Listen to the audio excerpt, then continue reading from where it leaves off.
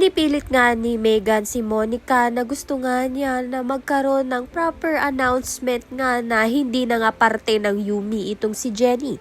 At siya na nga pumalit bilang leader nito.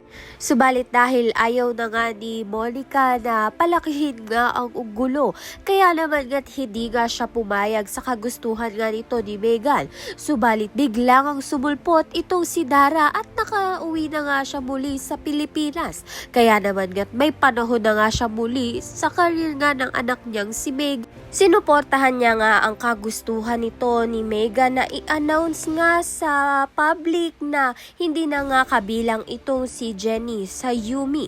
Sa kabilang banda naman nga, ipinakilala na nga ni Coach Vanna ito ngang si Jenny sa Nixie. Bagamat hindi nga siya kabilang sa Nixie dahil magiging solo artist na nga itong si Jenny.